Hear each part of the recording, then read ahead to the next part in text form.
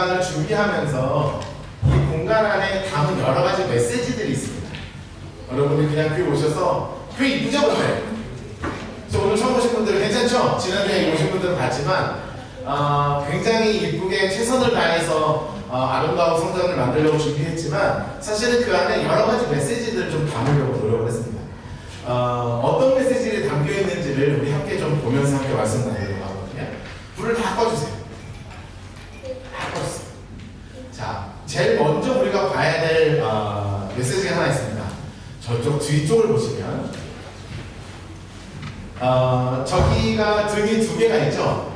저 등 두 개는 무엇을 위한 등이냐면 기도 등입니다. 기도를 위한 공간을 만들어 둔 곳이에요. 그러니까 본당에서 앞에서도 기도해도 되고 어디서도 기도해도 되지만 일부러 저기를 기도 스팟으로 정해놓고 기도하는 장소로 만들었습니다. 그런데 그때 조명의 모양을 결정을 해야 되잖아요. 조명의 모양을 어떤 식으로 결정할까? 요즘 막 퍼지는 것도 있고요. 요것만 켜주세요. 요것만. 네. 무대라고 되어 있는 거.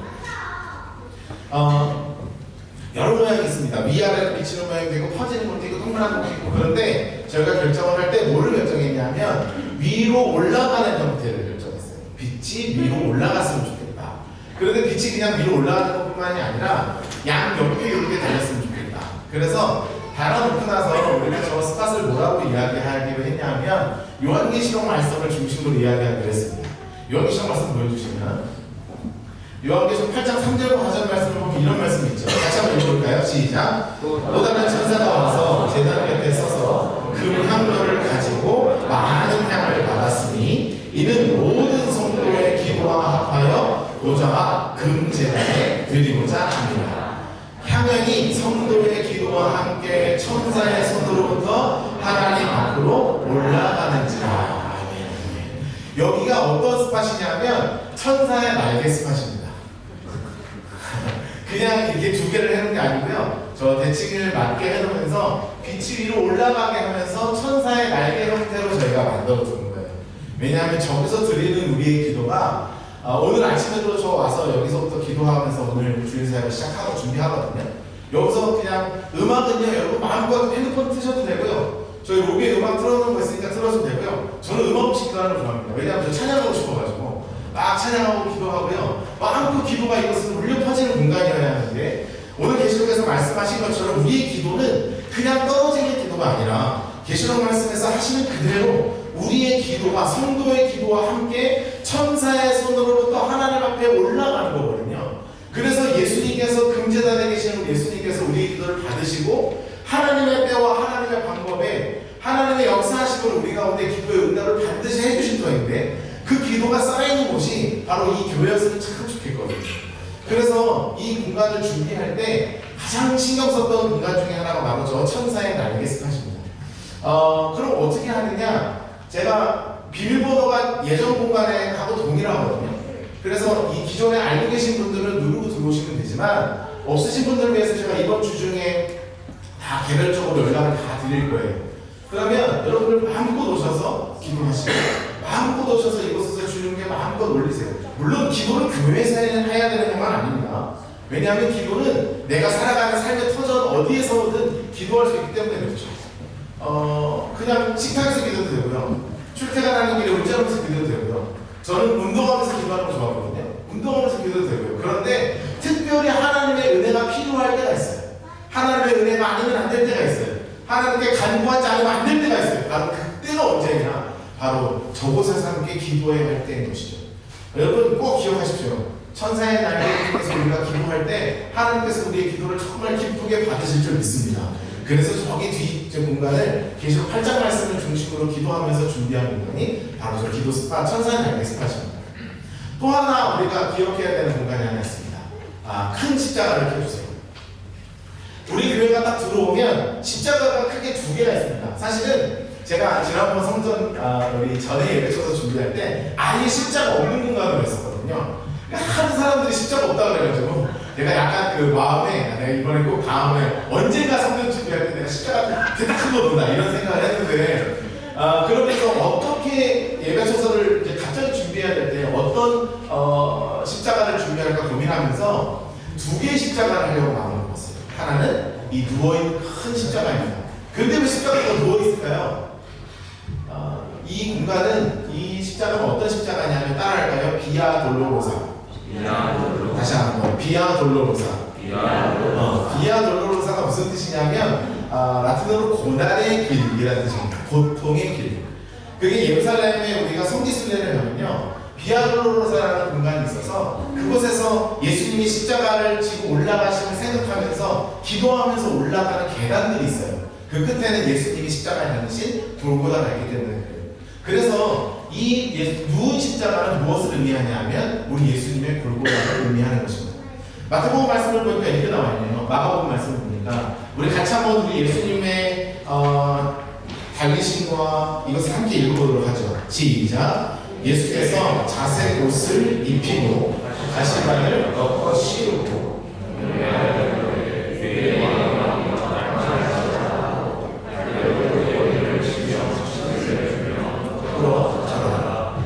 희롱을 다한 후 자색 옷을 벗기고 도로 그의 옷을 입히고 십자가에 못 박으려고 끌고 나가니라. 마침 알렉산더와 루포의 아버지 구레네 사람 시몬이 시골로부터 와서 지나가는데 그들이 그를 억지로 같이 가게 하여 예수의 십자가를 지우고 예수를 끌고 골고다라 하는 곳, 번역하면 해골의 곳에 이르러. 아멘.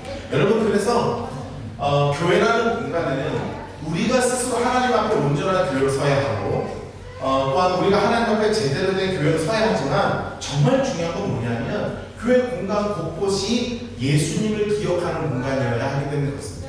그런데 그냥 서 있는 십자가를 하길 원하지 않았고 누워있는 십자가를 하길 원했던 것은 바로 예수께서 우리의 죄를 위해서 십자가를 지고 고난을 당하시고 우리가 그냥 쉽게 읽었지만 사실 자색 옷을 입혔다, 왕의 옷을 입힌 거거든요. 너 왕이지? 하면서 얼굴에 침을 뱉고 너 왕이야? 하고 가시로 된 말도 안 되는 피가 줄줄 나는 고통스러운 멸류관을 씌우면서 뺨을 때리고 침을 뱉고 채찍질을 하면서 이 십자가 끌고 올라가라고 했던 온갖 희롱과 온갖 조롱이 가득했던 공간이 바로 비아 돌로로사였거든요.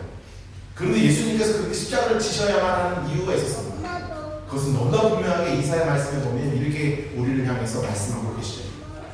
그가 찔림은 우리의 허물 때문에, 그가 상함은 우리의 죄악 때문에, 그가 징계를 받음으로 우리가 평안을 누리고 그가 채찍에 맞음으로 우리는 나음을 받았다. 여러분, 이 말씀을 우리 마음속 깊은 곳에 기억하며 붙잡으시기를 주님으로 축복합니다. 그냥 십자가가 아니라 주님께서 우리의 죄를 해결하시기 위하여 십자가를 지신 것을 기억해야 하는 곳이 바로 어디냐면 이 성전이기 때문에 그렇습니다. 여러분, 이곳에 가서 앉으실 때 이쁘다, 와 십자가 불 이쁘네, 이게 중요한 게 아니라 주님의 고통의 길, 그 비아 돌로로사를 함께 생각하고 기억하고 기념하는 공간이 바로 이곳이 되어야 하는 것이죠. 또 하나 하나님께서 이 공간을 나눌 때 정말 깊이 생각했던 게 하나 있었습니다. 그게 바로 뭐냐면 우리 교회의 이 위치의 최고 장점이 하나 있어요. 그게 뭔지 아세요? 저기 뒤에가 통창이라는 거예요.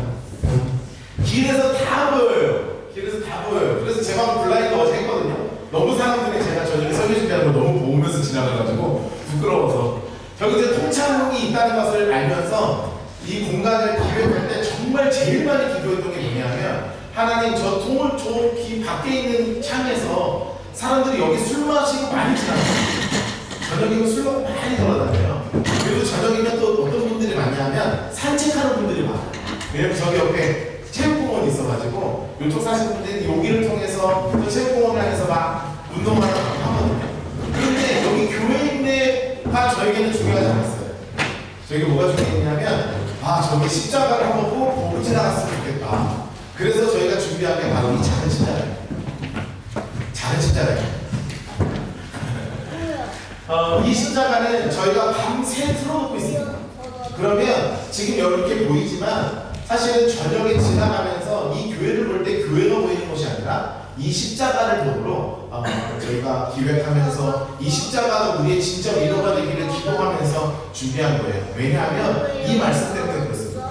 예수님께서 우리에게 너무나 유명한 말씀을 마태복음에 말씀하셨죠. 우리 같이 한번 읽어볼까요? 시작. 수고하고 무거운 짐진 자들아 다 내게로 오라. 내가 너희를 쉬게 하리라.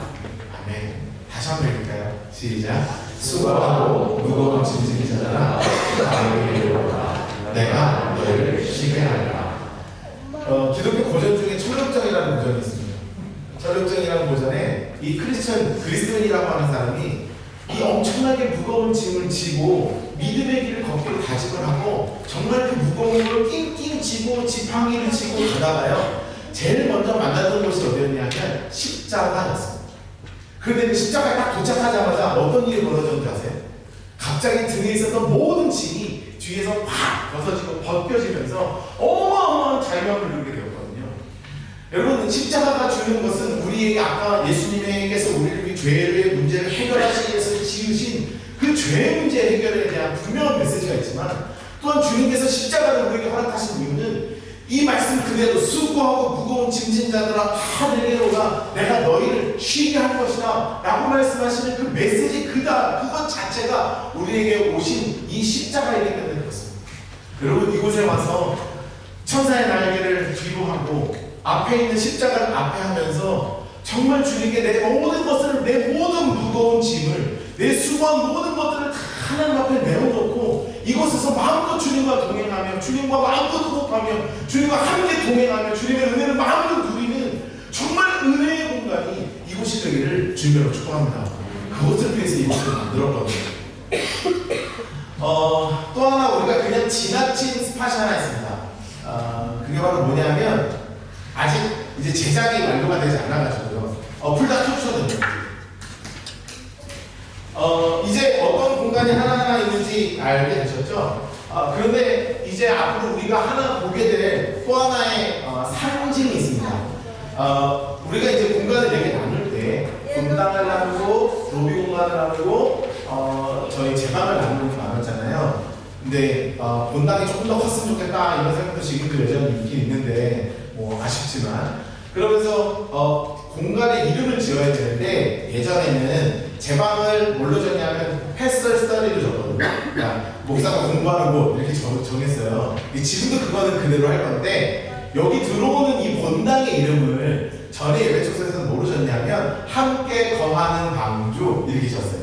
함께 거하는 방주. 왜냐하면 제 이름이 박노하고 하필이면 우리 그때 1층에 뭐가 있었냐면 노아의 창이 있었거든요. 그래서 오케이 노아 가자 이렇게 해가지고 이제 함께 거하는 방주 이렇게 졌다고요. 그런데 성령으로 불이 탔잖아요.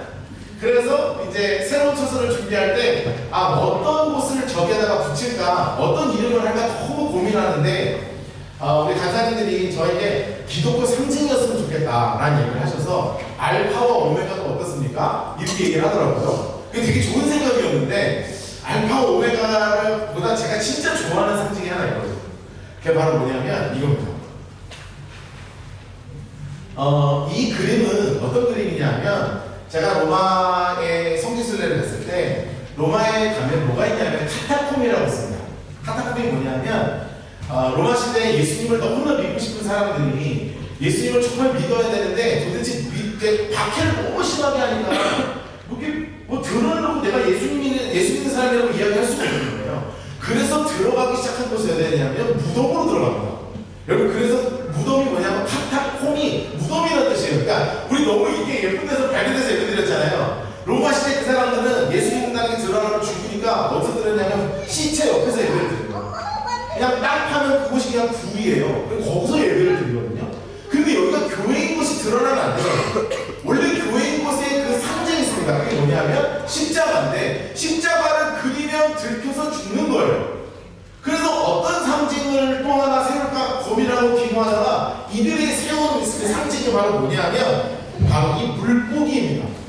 이 물고기가 이 단어가 있는데 그걸 뭐라고 하냐면 저랑 한번 따라할까요? 익투스. 다시 한번 익투스. 이 익투스라는 단어는 그냥 단순하게 물고기, 그러니까 당시 로마말로 하면 그냥 fish라는 뜻이에요. fish, 생선. 익투스가 생선이라는 뜻인데 이 생선이라는 것이 단순히 생선 이게 아니라 그 안에 신앙 고백에 담겨 있었습니다. 그건 바로 베드로의 신앙 고백이죠. 예수님께서 물어보셨죠. 너희는 나를 누구라고 부르냐? 그때 베드로가 이렇게 고백합니다. 시몬 베드로가 대답하여 이르되 주는 그리스도시요 살아계신 하나님의 아들이십니다. 이 고백을 통해서 하나님의 교회가 세워졌거든요. 이 고백을 붙잡고 베드로가 이 땅 가운데 버티면서 그 온갖 고난을 당하면서 이곳에서 하나님의 교회를 끝까지 지켜나갔거든요. 그래서 주님의 말씀을 지키며 십자가를 지키기로 다짐한 사람들이 익투스, 물고기 상징을 교회의 상징으로 잡아서 그곳에서 신앙을 죽을 때까지 지켰습니다. 그런데 익투스가 가지고 있는 의미가 실제로 있습니다. 바로 이 뜻입니다. 바로 이거예요. 익투스는 그리스 말로 fish라는 뜻인데 예수스, 아이는 예수스, 크리스토스, 테오스, 피오스, 소테르라는 뜻입니다. 신학한 거 맞죠? 제가 놀고 먹진 않았어요. 예수, 크리스토스, 테오스, 피오스, 소테르라는 뜻인데 이게 뭐냐면 예수 뭐겠어요 벌써? 예수, 크리스토스, 크라이스트, 그리스도, 테오스 이거는 하나님이라는 뜻입니다. 하나님, 피오스 이건 무슨 뜻이냐면 son, 아들이라는 뜻이고요. 그래서 소텔 이건 뭐냐면 savior, 구원자라는 뜻입니다. 그래서 이투스라고 이야기하는 건 영어로 얘기하면 Jesus Christ, Son, Savior 이라는 뜻이에요. 그래서 이제 곧 이제 몇 주 안에 저기 안에 예쁜 동판으로 만들어질 텐데 바로 이것이 만들어질 거예요. 이 모양 그대로가 올라올 거예요. 우리 맨 위에 있는 고백을 우리 함께 읽어볼까요? 시작! 예수 그리스도는 하나님의 아들이시며 구세주시다. 여러분 이 고백 위에 이 교회가 온전하게 세워지게 되기를 주님의 축복합니다. 교회는 다른 것을 세우는 공동체가 아닙니다. 여러분 막 어렵고 힘든 거, 뭐 지치고 쓰러진 거 물론 예수님의 십자가 앞에서 우리가 회복받아야 되고 구원받아야 하지만 가장 먼저 우리가 기억해야 되는 머릿속에 익혀야 되는 가장 중요한 신앙의 고백은 바로 무엇이냐면 예수 그리스도는 하나님의 아들이시며 구세주시라 라는 고백이죠. 여러분 이 고백이 우리 모든 공동체에 공통된 정말 주님이 기뻐하시는 고백이 되기를 주님의 이름으로 축복합니다. 그러면서 우리가 이 공동체를 통해서 하나님이 어떤 일을 하셨는지를 함께 바라보아야 하잖아요. 2025년 우리 교회가 시작하면서 하나님이 우리 교회에 허락하셨던 표어가 하나 있었습니다. 그게 바로 뭐였냐면 바로 이거예요. confidence입니다. 신뢰. 그런데 제가 이 단어를 confidence라는 게 원래 어떤 때 쓰냐면 영어로 자신감, 자신감 이렇게 할 때 쓰는 거거든요. 그런데 그 영어 사전을 찾아보니까 부제에 그냥 자신감이 중요한 게 아니라 가장 중요한 단어들이 연속해서 나오더라고요. 왜 자신감이 생기냐?